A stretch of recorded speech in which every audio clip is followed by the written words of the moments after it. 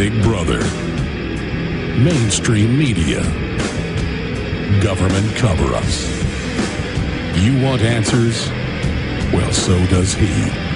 Live from Austin, Texas, broadcasting worldwide, it's Alex Jones.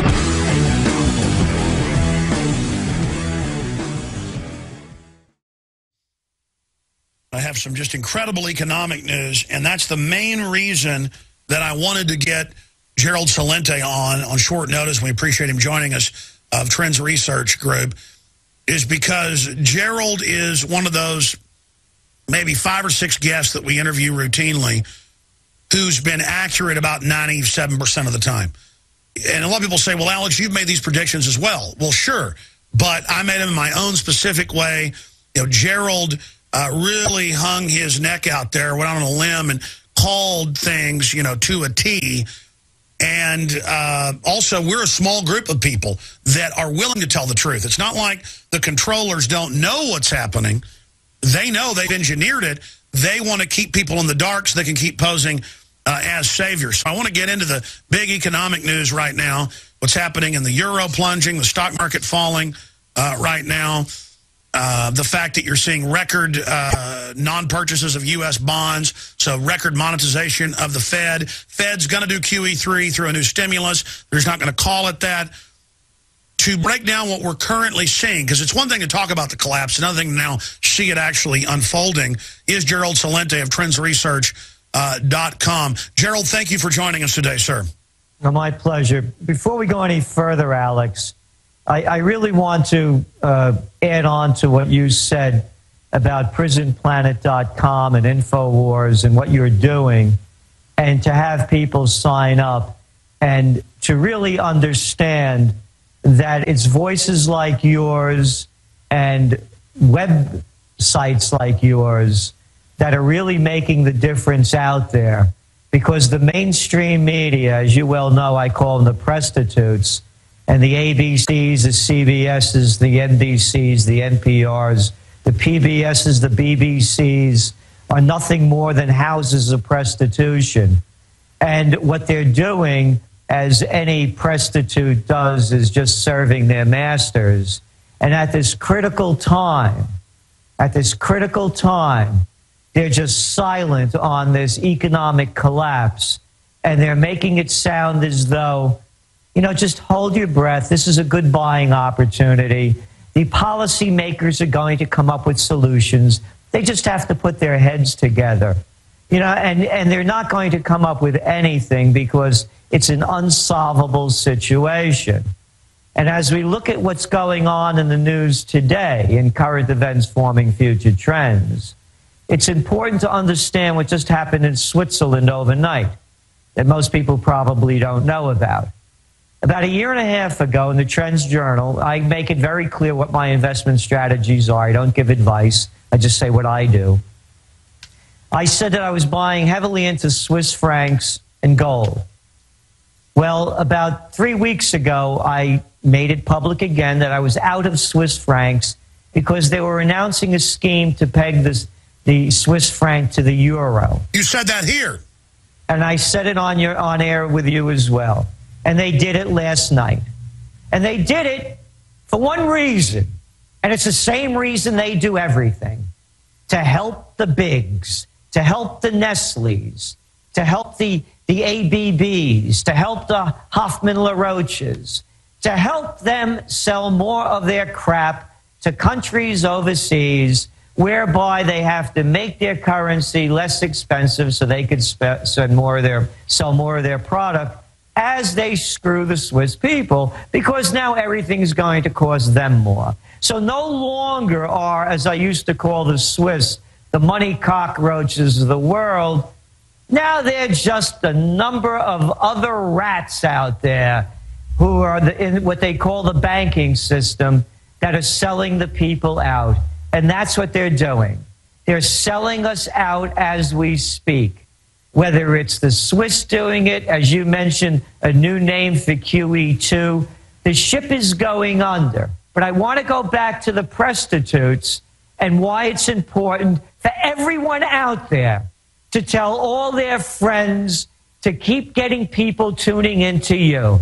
Because here's what they do, Alex. Remember Hurricane Irene? And you saw all these prostitutes geared up in their hurricane gear, closing down New York City, putting fear and hysteria in the hearts of everyone.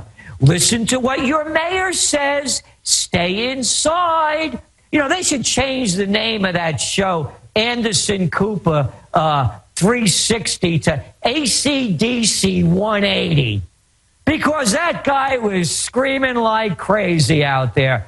The point I'm making, whether it's a hurricane disaster, whether it's terrorism, boy, do they hit you with fear and hysteria. But not when the economy's collapsing. Not when the whole world markets are unraveling, as they did yesterday, while Americans who had jobs celebrated Labor Day. The European markets and the Asian markets, but they lost on average, European 5%, Asian 2.5%. It continues as I speak. They're not saying head for the hills, batten down the hatches, make sure you have security measures. And oh, no. Pick up the toilet paper a record, the New York Times. This guy, Ron Lieber, wrote a story a few weeks ago. You know, don't do anything. Don't use that fear and flight mentality. Just stay put. Don't run away from home. Don't put your money into gold. Just listen to us. So what they do is they scare the hell out of people to control them with fear and hysteria. But when it comes to losing your money, they tell you, take a deep breath. It's just a hiccup. It's a buying opportunity. Well, that was my... As they're raping you in front of your eyes. Gerald, I want to specifically get your take on the Wall Street Journal a week and a half ago. Ran with a report. Even Goldman Sachs secretly believes that an economic collapse is coming. And quietly to the big players and big institutional investors like universities and billionaires, they told them, hey, we're betting on, in a 54-page report, in basically a total collapse in the next 3 to 6 months. Goldman Sachs and J.P. Morgan are also betting on $2,500 an ounce gold by the end of 2011, just a few months away. But then meanwhile, their pundits, I see them on the news and see them on Bloomberg, making fun of anyone talking about a collapse. So basically, they're trying to pump it up to keep all the little guys in while they get out the back door. And again, they engineer the crisis and get more power out of it. That's the method to the madness. And as they wreck economies, they then always pose as the saviors. But this is all coming to an end. Congress, record low approval rating. Record number of Americans think the government is working against them and is not in their best interest. We have all this stuff happening. Everything you talked about is coming true. What Ron Paul talked about, all coming true. What I talked about, common sense history. Hey, they're devaluing the currency. Hey, they're selling trillions in fake derivatives. Hey, they're too big to fail. They're going to feed everything into their system. Hey, every bailout in Europe is led by a new bailout. I mean, we know where this is headed.